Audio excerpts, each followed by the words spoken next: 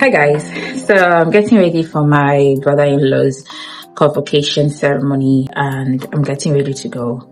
But before I dress up and all, so I just wanted to leave this word.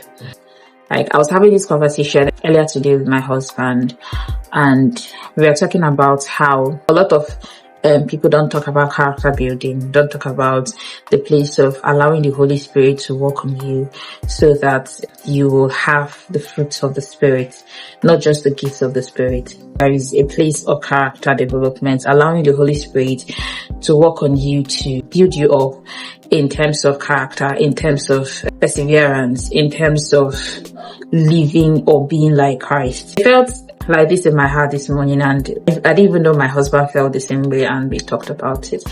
I said I should share because I know that even though we might be feeling that same way, we know that there are a lot of people that have even caught the same thing, because Elijah was running away from Jezebel and then he was crying unto the Lord and he was saying, God, a lot of people are not following you, they're following Baal and they're not worshiping you.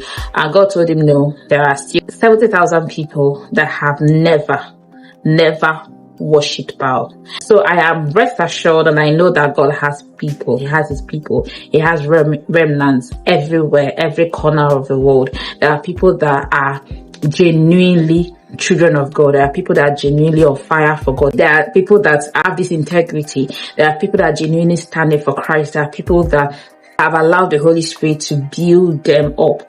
There are people that will never bow their heads to Baal. Okay, what's the point of this video? The point of this video is asking God to fill you with love, help you build your character, like fill you with love. That is most difficult part of our Christian living, our Christian journey. Imagine God lifting you up to the place of relevance and then the world comes at you with all their perversion. The world comes at you with different things. How do you stand your ground? How do you remain on fire for God if you have not built your character? As a man or as a woman, how do you stay away from being corrupted by the devices of the evil one? How do you stay away from being corrupted by perversion if your character has not been built? I hope that makes sense. I'm going to do my hair. I'm not going to go with my natural hair, which I love my natural hair. I have locks, but I'm going to lose them very soon. I've lost the front part of it. It's just the back that is still locked, if you're wondering why my hair is like this. So yeah.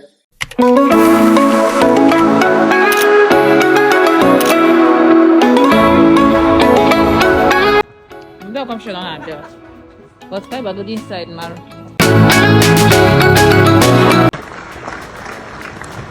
Bernard Ritchie necklace and children.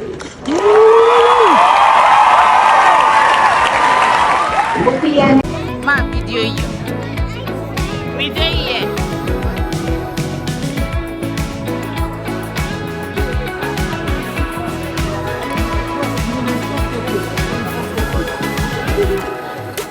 Latest graduate. Video is fine. Latest MSc graduate.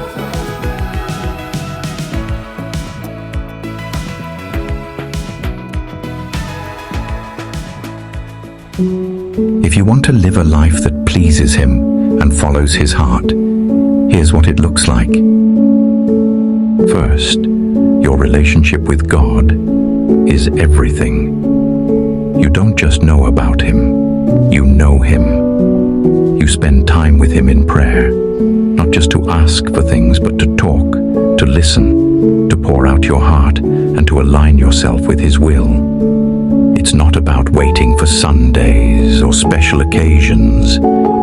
Your whole life becomes worship. Whether you're at work, at home, or with friends, you honor Him in everything you do. And when life gets tough, you trust Him. You believe He's working everything out for your good, even when it doesn't make sense. If you love God, you'll love people too. You'll see others through His eyes, not for their race, status, or background, but as His children. You'll encourage the weary, help those in need, and listen to the lonely. You won't just give money or things. You'll give your time, your attention, and your heart. And when people hurt you, you'll forgive them, not because it's easy, but because God forgave you. You'll pray for those who wrong you, bless those who curse you, and show the kind of love that doesn't make sense to the world. If you want to please God, you'll live by His word. The Bible won't just be a book you read, it'll be the guide you live by. You'll let it shape your thoughts, your choices, and your character. You'll turn away from sin, not because you're scared of punishment, but because you know His ways lead to freedom and joy. You'll walk in integrity. Your words will be truthful, your actions honorable. You'll avoid gossip, speak kindly, and build others up. You'll be dependable, humble, and selfless, not seeking recognition, but pointing everything back